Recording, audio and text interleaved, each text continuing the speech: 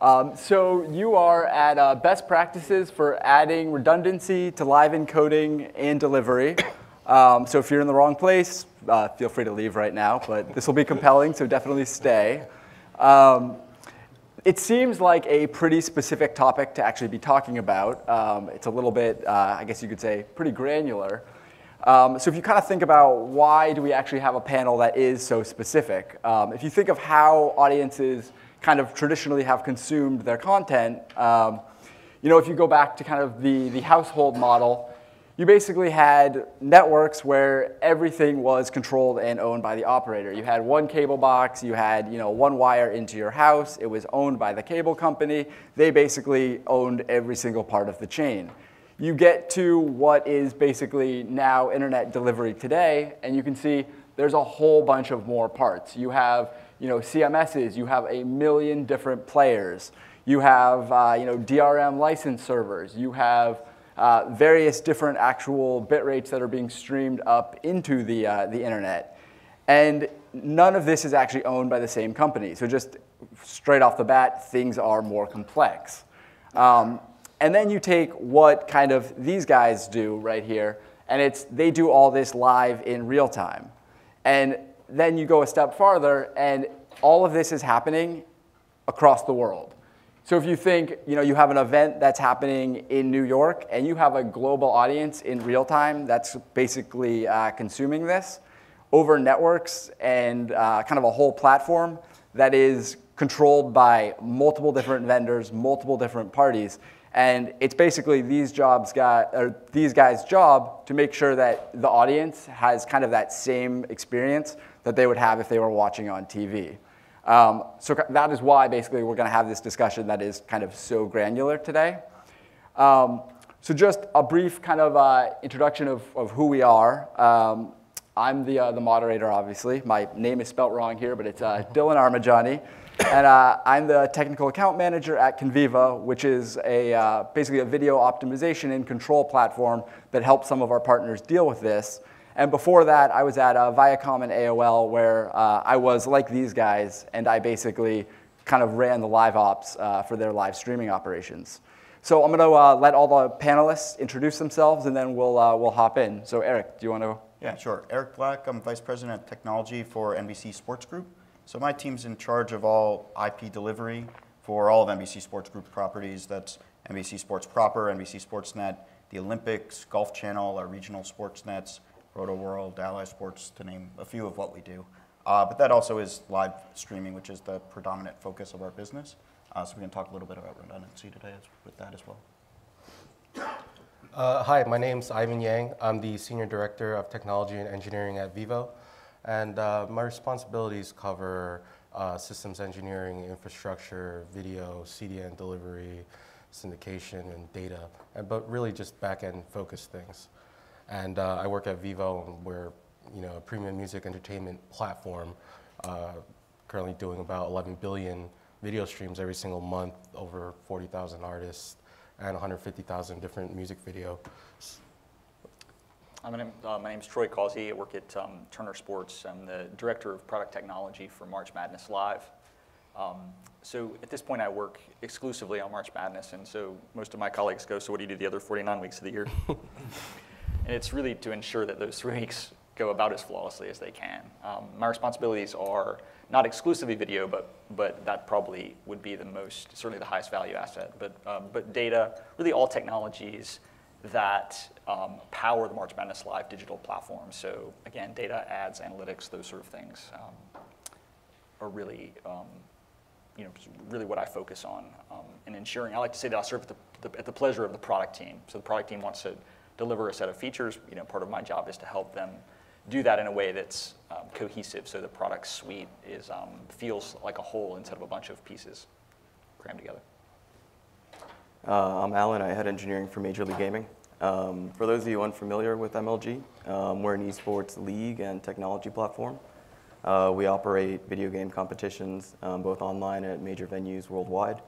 And we also provide a streaming platform for ourselves and for our network of partners to live broadcast and monetize their content. Great. So those are the experts that are going to be talking about this topic today. So actually, Troy, I kind of want to start with you, because as you mentioned, basically, you work all year round for 3 weeks. So when you go into kind of preparing for a live streaming event, and you obviously want to make sure that there's no failures across pretty much the whole encoding and delivery workflow, what preparations do you think are kind of most crucial, and where do you start now as you're looking towards like next year? I mean, I think, for us, it's a really short revenue window for us. We effectively make our money in that 3-week window for the year for that business unit. And I think, I'm a believer that, you guys have heard the quote, was it the complexity is the enemy of reliability? I mean, that notion of you can build in lots of systemic things, a lot of sort of automatic failover type stuff, but we try to keep it as simple as we can, just in terms of the entire workflow. But when I think about like preparation, it's really ensuring that each like integration point, from signal acquisition all the way through CDN delivery, is understood, and really that all of the failure points are covered. For me, that's really the key, is that it's not so much about the technology. I mean, technology is clearly a huge part of it. I mean, Dylan showed the complexity just of the map. But I believe that like planning and knowing exactly what's going to happen, like when this fails, what are we going to do? Because when you're in the midst of, was it Mike Tyson said, everybody has a plan until they get punched in the face? It's like, live streaming is that way. I mean, like what's going to happen as soon as something fails? Like there's no time to discuss it. So you need to know exactly what's going to happen, and all the deciders need to have already decided. Some of those are business folks, some of those are technology things, so that when it happens, so a lot of our preparation has to do with what are those potential failure points, what are we going to do when this happens? Because we'll point fingers and talk about blame later, but in the moment, you have to deliver. And in a short revenue window, that's particularly important. So for me, it's really about all those processes and working out the details of of what those failure points are and what are we going to do. And it's easy also, just one last thing, it's easy to sort of overcomplicate those potential failure scenarios and like in the nuances. There is a point at which you need to sort of, I could solve it 4 ways. Well, which way are we going to solve it? Are we going to attack it this way? And just literally having a real clean plan, and that each person that's responsible for those integration points really understands what they're going to do under a particular failure, and that they have the control they need, the decisions that they need to sort of create service viability. So I'll open this up to all of you. I'd be curious. So when you are thinking about kind of planning ahead and going into an event, what are the components of the workflow that kind of, I guess, worry you the most, that you tend to see being the most unreliable? Well, I think Troy covered it really well. I mean, there's not a component that doesn't worry us in the workflow. So having redundancy and backups in every system, but understanding what you're going to do, I think, we've probably seen it in March Madness. We've certainly seen it on Super Bowl and the Olympics. It can and will break, and typically does. It needs to be seamless to the end user, and we could share stories of things that have gone wrong. I think really what makes us successful and what defines this industry is making sure that an end user really has no idea that it went wrong. Having redundancy and backup plans, especially as you get to large-scale events like March Madness, like a Super Bowl, like the Olympics. You've got flash crowds, you've got people and concurrency levels that really haven't been seen, and it continues to grow year over year. It's really important that you have redundancy in all of your workflow and having backup plans to know where to execute and how to execute. Yeah, I mean, some of the things for us that are really important in terms of producing a live event is the capacity planning. I know it's always difficult, but we have to still try to estimate, hey, how many concurrent viewers are we actually going to be looking at? What is the peak kind of traffic or gigabits per second that we're looking to deliver, and then plus some. I mean, this is like Troy and Eric mentioned, it's live. There's really not much time to think about how you're going to fix a problem. So you really need to have that capacity planning done way ahead of time. And of course, inevitably, it will be wrong to some extent, but things you have to adjust for.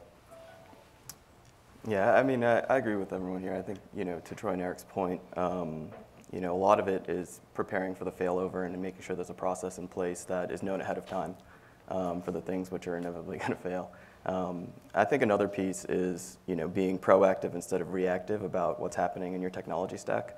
We implement a lot of monitoring and alerting so that, because when a major event's happening, whether it be, a game or a weekend or whatever, you're running around a lot, and it's hard to be paying attention to what's happening in your technology stack. So we like to be proactive and have alerting in place. So if something's happening, let's say one of our cloud instances that's doing the transcoding is suffering or having issues, that we can be proactive about that based on our alerting rather than reactive when we get punched in the face or whatever happens.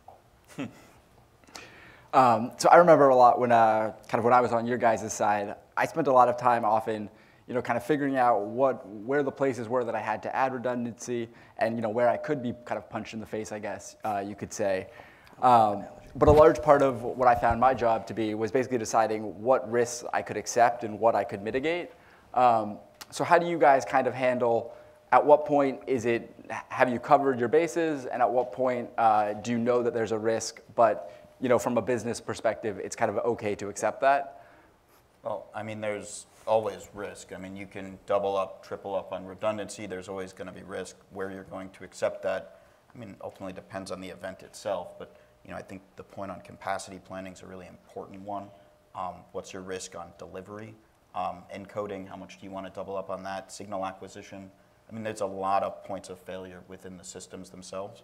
So understanding not just where you're accepting risk, but what that risk really is. So failing over the system, really going through kind of disaster recovery planning scenarios prior to the event as opposed to during the event is really, it's the preparedness that I think is going to make you understand where you can accept risk on this. Mm-hmm.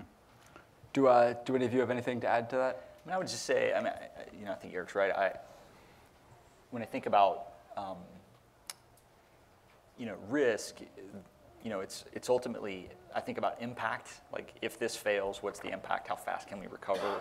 What's the likelihood that an entire CDN is going to wholesale fail?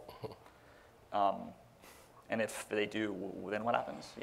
Versus things that are more likely. An encoder is going to fail during a game, and if it does, how fast? What's the backup? How fast can we recover? What's the impact to the fan? Those sort of things. But yeah, I mean, ultimately, it's a business cost because you can add redundancy everywhere and then decide. A lot of of not worth it. Is kind of defining your own internal SLAs and what you're willing to live with, really. I mean, this has nothing to do with live encoding, but you're always going to have business stakeholders that, you'll go to them and say, hey, how much downtime are you willing to live with? They'll, of course, tell you none.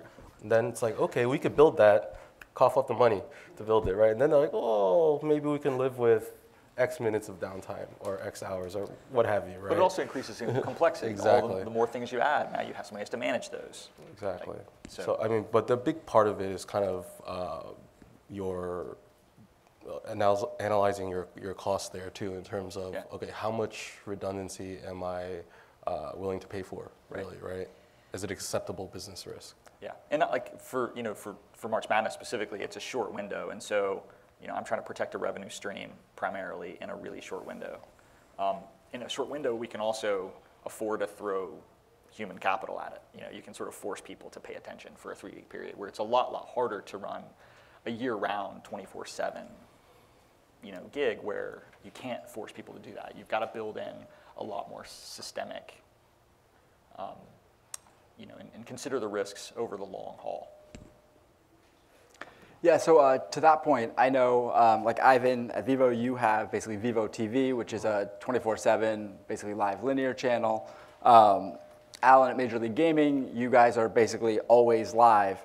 How do you kind of approach those business models as opposed to something where it is the Super Bowl where all eyes internally are on it for those 4 hours?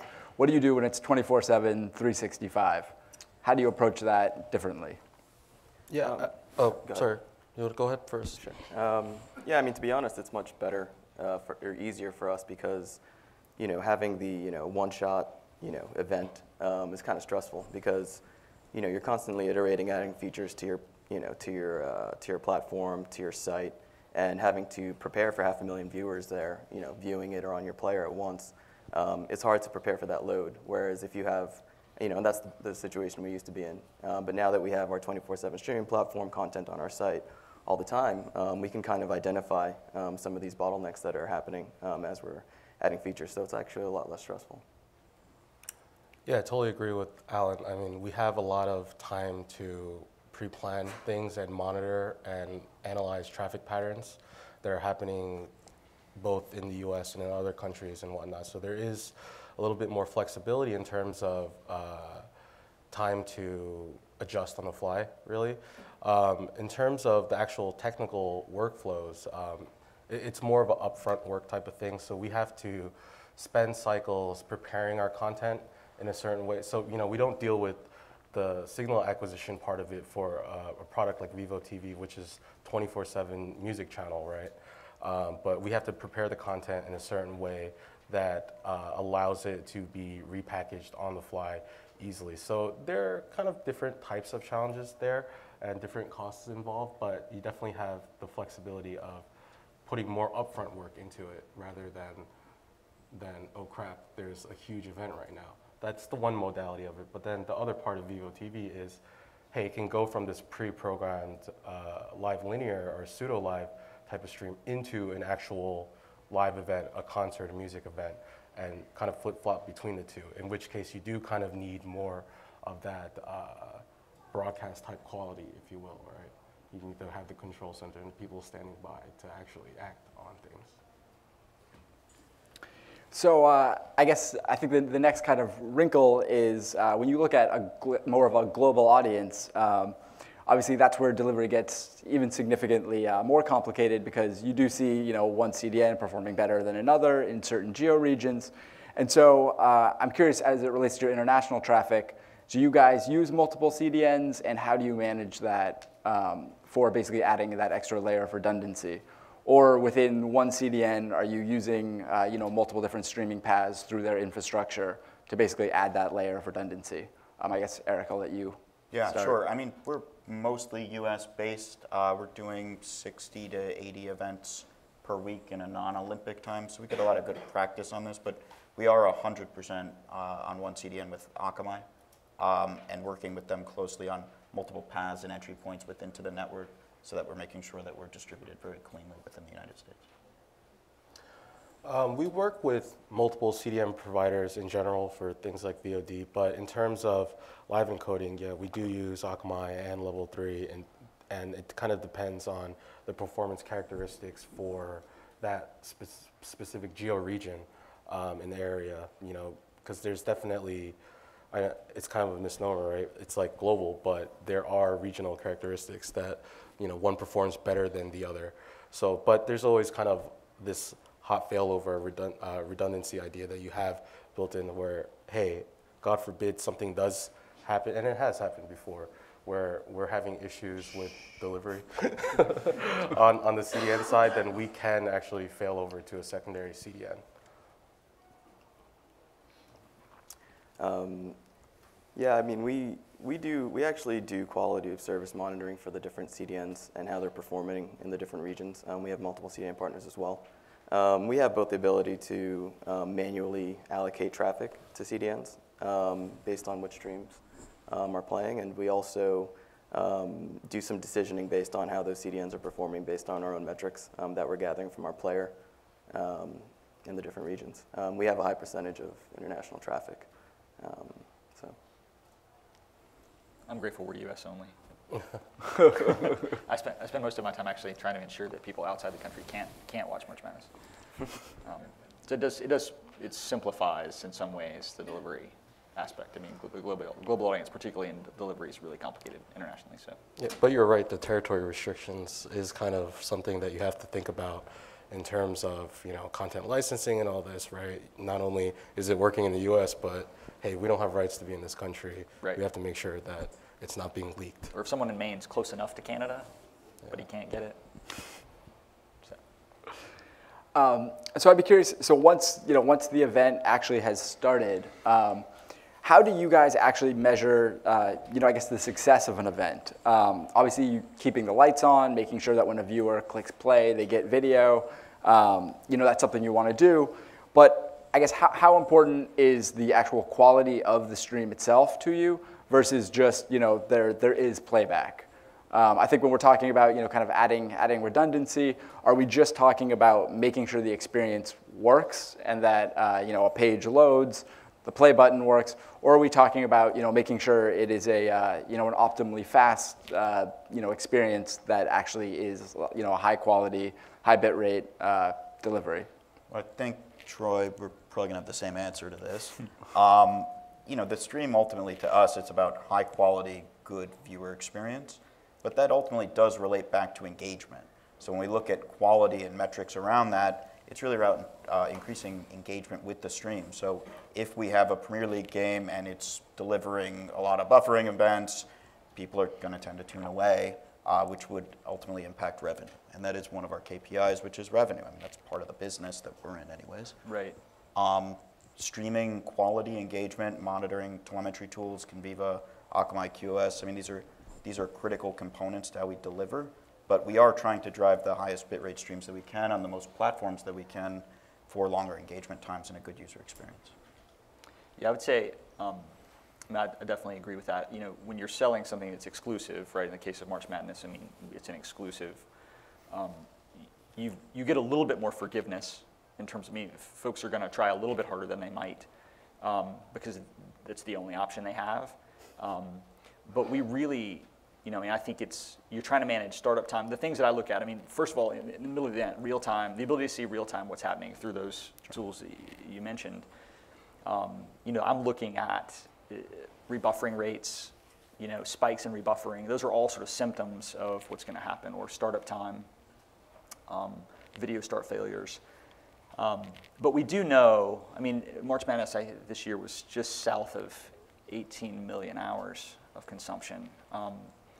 But we know that the higher quality experience means people watch longer. The data just proves it out, over the last, 5 or 6 years. And so we know that if we deliver that high quality, we get more minutes. More minutes is more money, and it's a business. So you're really trying. And then, from a product standpoint, we're not just we're serving and delivering ads, but we also have a product team that really wants to create great products for fans, and so nobody wants to just deliver what's okay. They want the best experience that they can deliver, and so you're really trying to please a fan in that sense, and that's more and more challenging because I think this problem of quality is sort of shifting. I think people's tolerance, fans' tolerance for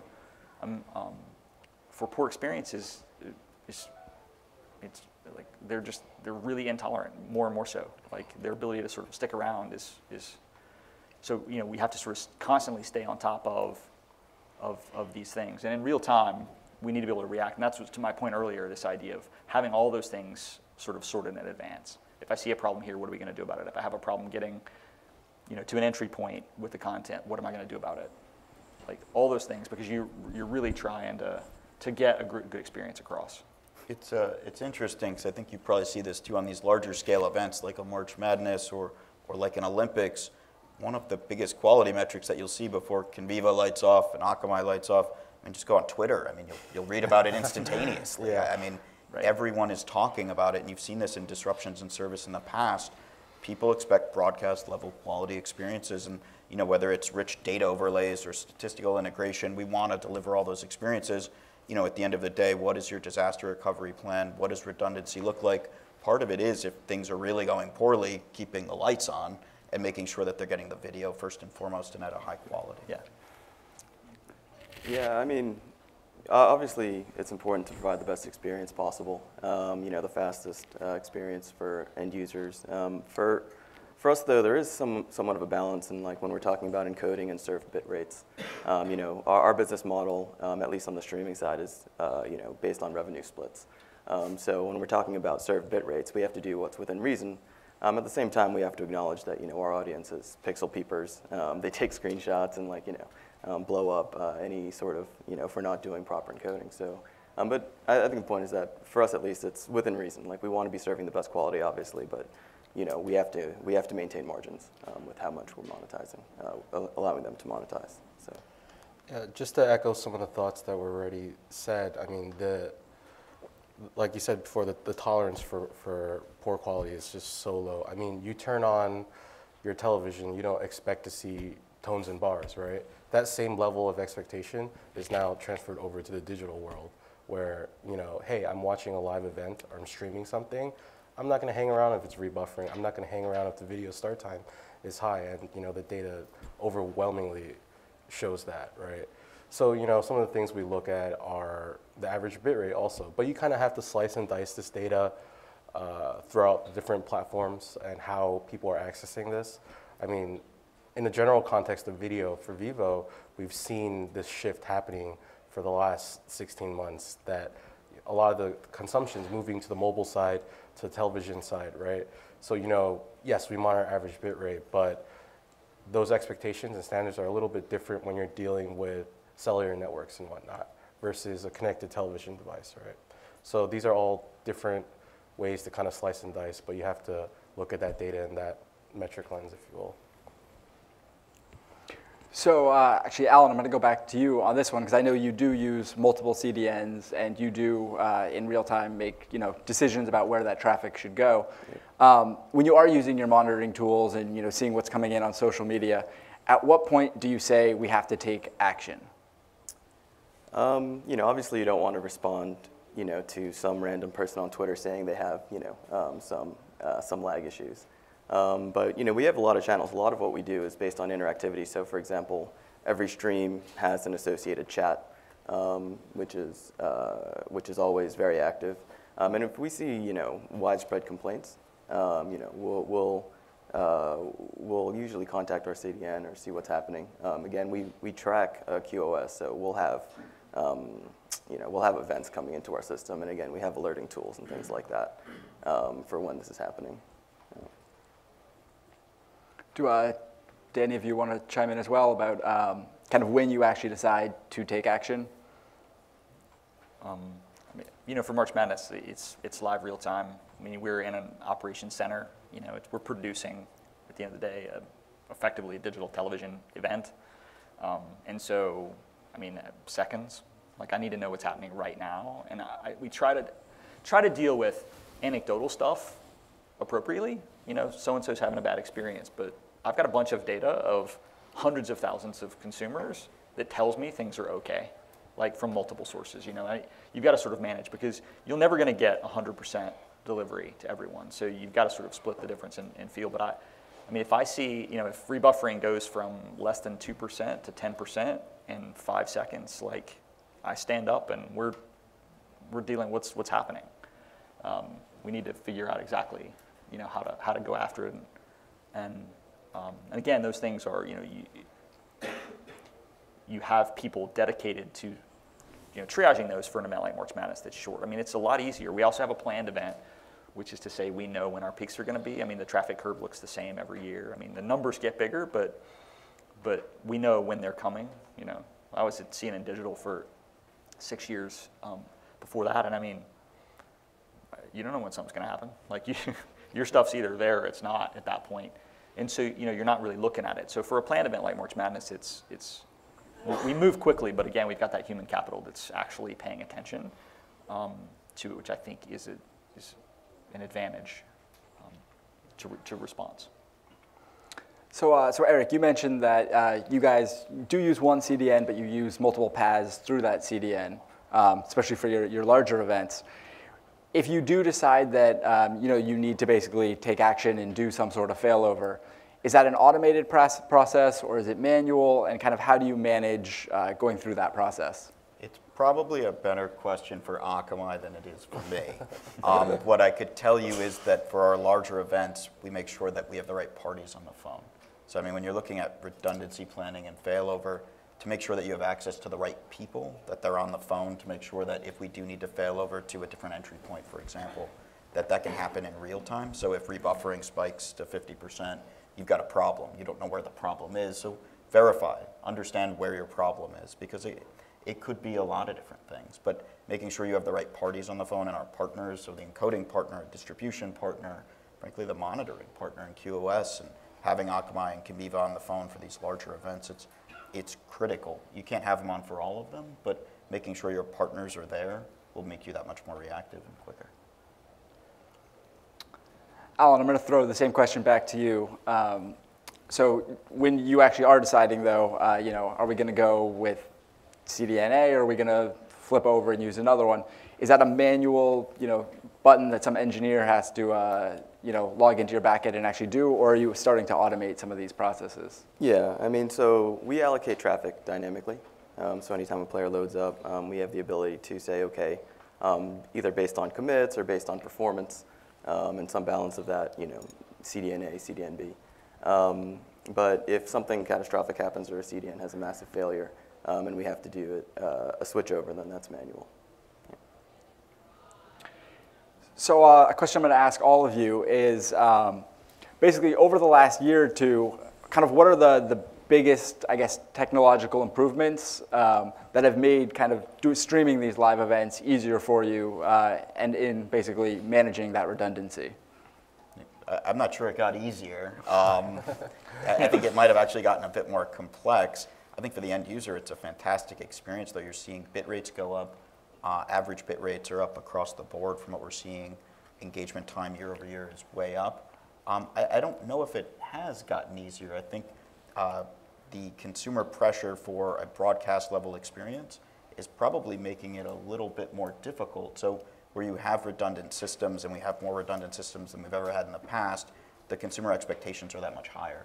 So I'm not sure if it's easier, maybe it's just a different problem now. Yeah, I tend to agree with Eric on that. I mean, in terms of the expectations, they're now through the roof. They're exactly the same as they are on broadcast. But maybe one of the things that has gotten better is, the level of, or the amount of data that we're actually receiving now for QoS, where, yes, in our processes for live events, it's still a manual decision-making process, but, I remember we were doing some Lady Gaga video event concert, and, we had feet on the ground, we had our operations people, you have your encoding people, you have your QoS guys on the bridge, and, that phone call came in, hey, the CDN's flaking out, and, that ingest point is down. All right, cut it over. So there still is this part of it that's a manual decision-making process, but having all that data at your disposal now is what might make it slightly easier. Easier? I don't know. I think the internet's growth, just bandwidth is increasing. So is demand. So I'm not sure it's any easier. Expectations continue to go up, but of things that I've never gone into an event like comfortable. It's not, it's sort of terrifying. Something's going to break. Things just break. Yeah. So I don't know that there's any one thing. I would like to see more simplicity. I think for us, free preview, TV everywhere creates a level of complexity. So in a perfect world, we'd have things that were simpler, but I don't think it's going to happen. I think it's going to, for a while, it's going to continue to be a pretty complex ecosystem. Yeah, I don't know, easier or harder. I think definitely, like they've alluded to, having better monitoring tools and ability to react to things in real time. Also, I think serving costs have been trending down, and it makes it a little easier to provide a higher quality experience. So I guess if you guys are saying that overall your jobs haven't gotten easier, I guess what's the biggest challenge that you would kind of throw out, I guess, to the vendor community as the one thing that you would like to see, I guess, like built in a dream world that would make this process easier for you, simpler for you? So I guess, Eric, start with you. Starting with me a lot. Simplifying workflow. I think that's probably what I would look at right now. So for every different live stream, and I'm sure we could all sit here and diagram out how we do it, it's all very, very different. So when we look at disaster recovery touch points, when we look at multiple encoding options, when we look at multiple delivery options, there's just a million different ways to do this right now. So simplifying the path to delivery, I think, would make this a little bit easier on our jobs. But I don't think it's supposed to be easy. Frankly, broadcast TV even today is still not easy.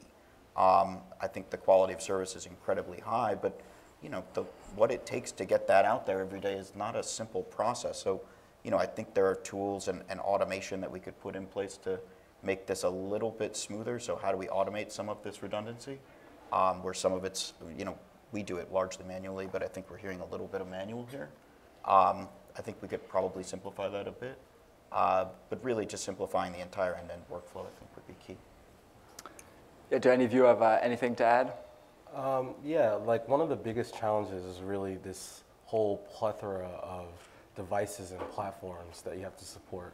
I mean, ideally you want to be everywhere where your fans are, but the truth of the matter is just there's hard business decisions that you have to make in terms of all this fragmentation, right? Are you really going to spend the money to do live encoding for RTMP, HLS, HDS, Dash, and Smooth, and all these different formats? Like, there's a limit to it where your tolerance for the cost there is gonna supersede that, right? So, kind of like simplifying this player workflow is a big thing, and I'm also kind of interested in seeing the direction of where video delivery protocols kind of take. Like, we've been talking about Dash for such a long time, right? Is there finally going to be something to rule them all and really work ubiquitously everywhere? So you don't have to worry about encoding in 10 different formats, especially for a live event. I mean, VOD, the same problems exist, but live event, it's even more harrowing. So I'd love to see kind of, improvements on the client workflow player side. Yeah, video formats are a huge part of it. I mean, the more you support, the more complex it is. I don't think there's any one thing that would make it. I mean, I can't think of a single thing that would just really fix. I mean, it's complicated. We continually try to take out complexity. If I could get to a single video format, that's the goal. We're not quite there yet. I think we will be. In a couple of 3 years. But again, every time you have to do multiple things. It's multiple sets of encoders. Everything has to get. Someone's got to pay attention to it. Someone's got to operate it. Yeah, so I don't know. I can't think of anything that would really, really fix. I mean, unlimited bandwidth everywhere. But I mean, it's like the one thing. I feel like broadcast technology's got like decades and decades head start on. Free satellite for all. Yeah, right. So yeah, so you can't guarantee. I mean, you're effectively, the networking, I think, is the most complex part because it's unseen. You don't. People think they control it, but they don't. It's like. You pay for something that a best effort service. I pay for 20 megabits to my house, but I only get 6. Oh well. And that affects our business, but yeah, I can't think of anything that's reasonable that would make it any easier immediately. You guys are right, though. I think that single format would decrease complexity. I mean, you're kind of almost there with HLS. Yep. But not quite yet. But I think that would decrease complexity quite a bit. Yeah, absolutely. I mean, at this point, we're actually 50% traffic mobile and OTTV for our audience, and having to support all these devices is, a pain. So, yeah, I mean, it would be that sort of simplicity would be make our job a lot easier. So the last question that I have for you guys, and then I'll open the floor up to questions from the audience, is basically what kind of investments are you making today, basically to kind of guarantee that your live streams of tomorrow and of next year are basically flawless events for the consumers. Kind of where are you guys actually I guess putting your manpower and your money to say? I'll let whoever wants to answer first. Not it. I'm just kidding. Sure. Well, for us, we understand the key to live, and especially live, live on the internet rather than broadcast is the key is interactivity. So we're investing in tools for helping our streaming partners and us during events engage the audience, whether that be tools for them to interact with their chat, live polls they can do, Twitter polling, tools for actually adding to their the quality of the broadcast. So we're investing in that. I think also from a technology standpoint, we we talk about redundancy, but another part is, our mantras kind of keep the experience up. And that means that, we're trying to make sure that our infrastructure scales in a way that any of the one features that go into, providing the entire video experience can kind of fail independently. So if they have, let's say our chat service goes down, it doesn't affect the video and the experience itself stays up. And as we're first writing the platform, that's not necessarily the case. So we're kind of investing in,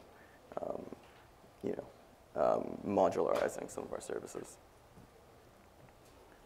I mean, for March Madness, we have the benefit of Turner as a whole. So we've got, the entertainment networks, we've got CNN Digital. So there's continual work in all of Turner to, look at standards.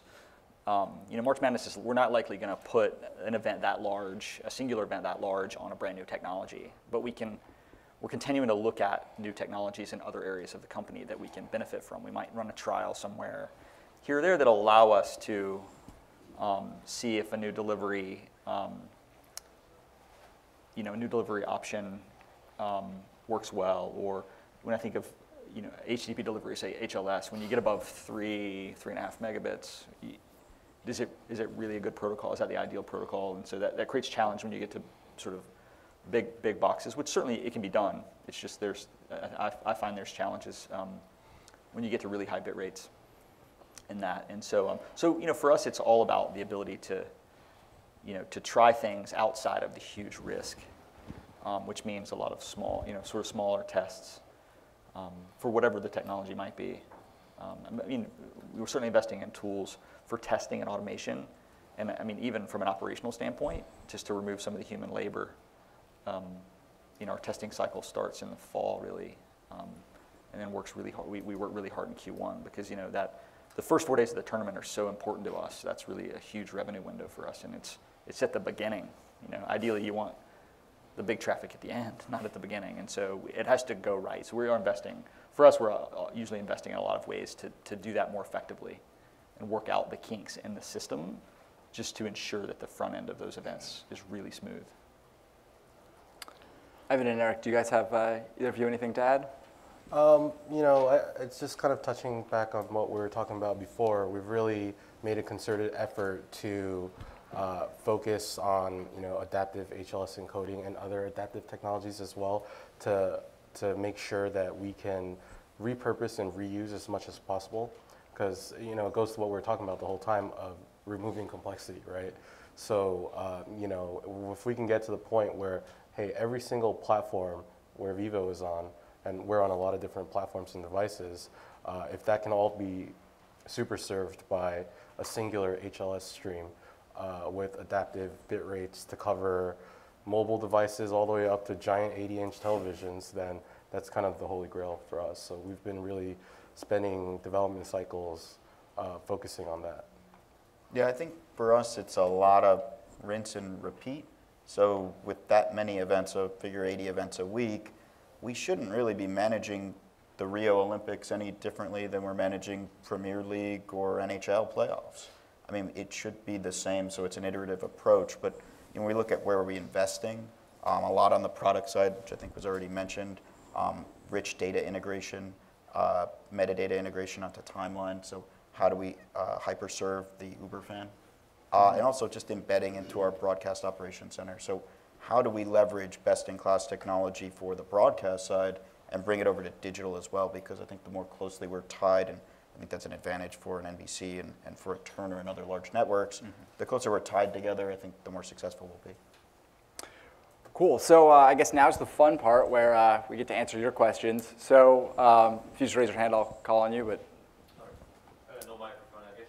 yeah, if you ask the question, I'll repeat it. Someone will answer it. Very brief question. Can you name your top 3 playback platforms?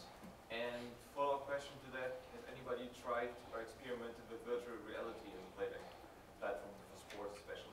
Cool. So just to re-say it so it's on the video, basically, what are the top 3 platforms that you guys are seeing? And is anybody with sports kind of experimenting with the virtual reality platforms? So I guess Troy or Eric. I can start. I mean, it's still desktop, iOS, Android space for us. We recently launched Apple TV and Roku 2 weeks ago.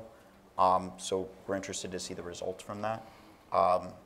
We haven't actually done anything with virtual reality. We've done some internal testing to kind of see what that might look like, but it's still in early days right now.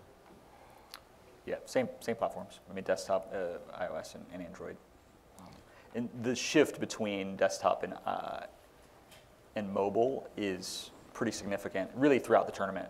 You know, depending on where folks are, and I think if we continue to deliver a good experience, it builds trust that you can go to ballet practice for your daughter and still get what you want. So people are willing to trust that more and more. So we're seeing, obviously a huge shift to mobile. But and we've not done. Turner, has a lab where a lot of this stuff happens. I've not personally done any VR stuff. Mostly for Eric and Troy. You talked about performance metrics. You mentioned the big two of startup latency and rebuffering, and you talked about engagement. And I assume that's the same for Troy. But what about lag time? The difference between real time and what the viewer is seeing. Is there a threshold, or 20 seconds, 40 seconds, where viewer engagement noticeably just tanks I think. for live events? So let me just repeat it so it's on the video, but procedures. So the question is basically, do you worry about the lag time from when people are consuming it online to when it's actually happening in real time? This is a confusing topic for a lot of people, myself included, by the way. What is real time? When is it actually happening? I think most consumers are trained to real time is when you see it on your TV. And that's not entirely true. So if you look at the different cable providers, you can see latency anywhere from 4 seconds to over the air to up to over 30 seconds. We've seen on certain cable providers. So when you look at an IP world, I think we continue to try to evolve and get latency down. It's something that's very real. The more latency you add to the stream, I think it's a little bit safer to deliver, especially as you're looking at cellular networks. Yeah. But what is real time? Real time is making sure the guy in the apartment next to you isn't cheering before you saw the touchdown. Yep. And that's very different than, and I can tell you this from working, one of my employees is sitting in the office, how many times we've had an event ruined just as we're monitoring it because the guys downstairs have a half a second earlier feed than we do, and they're cheering. Real time is really when you see it, but what you're seeing on TV is not real time. What you're seeing on the internet is not real time. There is some latency inherent in any delivery system. So Louis C.K. said, just give it a second. It's going to space. It takes, it takes time. Eric said it best. That setback, that amount of buffer, just to fill the network with stuff is very confusing, but it is a safer delivery. So we're always trying to balance that, and we do, with March Madness specifically, there are a lot of folks watching television with one game and a device with the other. Rarely are they watching the same. So, the problem where it actually creates more stuff for us is what I'd call a coherent experience. So it's data which travels faster than video. So it's trying, this mismatch between data and video becomes a challenge. And it's a challenge you can manage. I mean, we can manage it as networks. The challenge kind of comes, it's the Twitter effect, which is someone's tweeting about something. But listen, getting a tweet through the internet is a lot faster than getting a 6.5 meg video stream through the internet. It takes much less time. So how safe do we want to be with that delivery, managing the balance between potential rebuffering events versus a quality stream? It's something that I'm sure we're all evaluating every day. I'd rather deliver a high quality event, and so I don't worry about it a whole lot. It requires a certain amount of education. But. I think for live events, we're on the same page. The one thing though is for our streaming partners, a big thing is the interactivity, as I mentioned, like on their chat. So in that case, latency and hand wave time is actually a major focus for us because they'll do something like try to interact with their chat. And if their chat doesn't actually see it and start responding to them for a minute and a half, it's unacceptable. They're not able to actually do the interaction. Right. So in that case, that's something that we're really focusing on, trying to improve or take down, even maybe to some, threshold of tolerance for, buffering events and things like that. I think a question in the back. Yeah. Do you have to adjust any of the planning or thinking for different geographic regions of certain with basketball? I imagine you may get more people interested in certain games than others. Do you have to adjust geographically? So the question is, do you guys basically adjust your delivery geographically based on where your consumers will be? Not a whole lot. I mean, we pay attention to it. One of the things that I'm really interested in monitoring as we go through the process of any set of games is where the consumption's happening. And there are certainly geographic regions, but major cities are still the bulk of the consumption, and so those edge servers get full. I mean, again, we pay attention to it mostly around is there a conflict in a region, which is to say, is there a big Netflix event or something that might be clogging up traffic in a region? But again, we pay attention to it, but it's not necessarily, we don't spend a ton of time actually configuring for a region. But yes, the Midwest has a lot of basketball fans. Question up front. So before an event goes south, before you know which component of it went south, who do you invite to the postmortem? So the question is, who do you invite to the postmortem before you know exactly what went south, if something did go south? Before it goes south, I think we're really looking at, so I mean, we're talking postmortem here. I mean, really, it's going to failover, right? I mean, that's kind of the topic of going to plan B, plan C, plan D. But you failed over, which means something went wrong. That's right. Frankly, I mean, when I do postmortems, the whole partner ecosystem's there. Yeah. So I don't segregate it to one or the other. You need to dig in. Some of the problems are pretty apparent. Some of them a little bit more complex, and it would take some time during a postmortem to figure out what the failed over item was. But you really need the whole ecosystem. That would be difficult to find. Yeah, I mean, I would agree with that. And I would say, too, like, the relationships with those partners are really important so that people feel safe to accept blame, if you will, or they just come to the table and, like, they own what they had. If they had a failure, they'll own it. Like, I don't need to go beating somebody up for some sort of incident report. Like, just deliver it, And but I think relationships are a huge part of that when you look at partnerships, particularly complex integrations. You want to know what the handoff is, who's responsible for what pieces, but I would definitely invite everyone to the table. But you have to have a relationship set that doesn't force one to bash the other or whatever, and that's part of what we manage, is that sort of thing. Subtitling on the various platforms you guys deliver to, is there issues with when you start getting into the secondary and tertiary platforms of having to do different protocols? So the question is, subtitling on different platforms, I guess, does it get more complex? And how do you closed captioning? Yeah, closed captioning, subtitling. Yeah, I mean, there's a bunch of different formats that you have to worry about, right? But there's different ways to accomplish that with HLS, but then that's different with smooth streaming, and it's different with RTMP and Flash, where you're kind of using on-queue events. So yes, there's definitely increased complexity when you're managing all these different formats for repackaging that you have to do, because there's no one single standard there. So I mean, it behooves everybody to kind of consolidate around one delivery protocol and then do the work on the client side to make sure your players can handle that. Yeah. Another reason format consolidation is helpful. It's one less thing to do. And I think as the laws continue, there was the rolling deployment of those laws around closed captioning continues to make that more complicated as we get into short form content. Right now, the rules over the last couple of years have been relatively easy to sort of solve, but they're going to continue to become more and more complex with short form. Are there any other questions? Give another one. One more. Do you do anything in terms of personalization of the experience for the consumer? So the question is, do you do anything for personalization of the consumer? We do. Usually, users don't need to be logged into our, into our system to be consuming the content. But if they do, they get add-ons. Whether that be, by having a subscription to a channel, they have specific emoticons they can use, or access to subscriber-only chat. That's part of what I kind of alluded to earlier, where we're trying to increase engagement and make it more of a personal experience. where our streaming partners are interacting with their audience. So. We're continuing. I mean, we've done some. I mean, obviously, March Madness is very team-based, and so some of that's not terribly complicated. We don't require a lot of.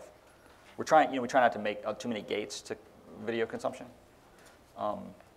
But we'll continue to evolve this idea of personalization, and I think as the data collection just continues to increase about fans, like just from a personal information standpoint, you'll see more and more of that. But yeah, it's something our product teams are focused on every day in terms of how to better engage the user especially for something as divisive as music can be. I mean, it's something that can really bring everybody together, or you have a country guy that hates rap and vice versa, and this, that, and the third, right? So, it's one of those problems that our product folks are continually working on in terms of how do I cater this video experience to this specific user. I think we're starting to see quite a bit more of it now. So as we start to get into these richer data experiences, remembering preferences, are you a lean back viewer? Do you want to engage with this rich metadata? Notifications, I mean, simple as push notifications. How do you know when Tom Brady threw a touchdown pass? You want to know that right away. Yeah. It's important to get that word out to the user as quickly as possible. I don't know if that's personalization, maybe notification, but again, back to the kind of driving theme of engagement and the data of how you want it, where you want it, and when you want it. I think we have time for probably one more question. So, can you guys share the kind of monitoring solution, especially in terms of buffering events and CDN that you're using?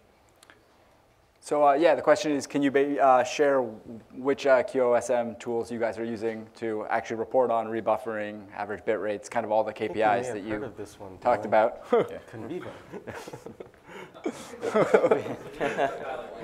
Yeah, was that a planted question? I've never met him. I don't know who he is. We use Conviva and Akamai QoS for monitoring metrics. we use both Conviva QoS for Akamai as well as an internal system that gives us a level of granularity that's a little bit deeper. And in certain aspects of the ecosystem, that's been really important. So to have three. We use Conviva, the native CDN solutions as well for all the CDNs that we're on, as well as we're constantly collecting data with Graphite and Logstash in near real time and aggregating that data for visualization. Yeah, we have a homegrown solution for tracking metrics. Cool. So I think that's all the time we have basically available. So I think afterwards, these guys will probably be standing up here for a minute or two if you guys have any more questions. But otherwise, thank you for attending.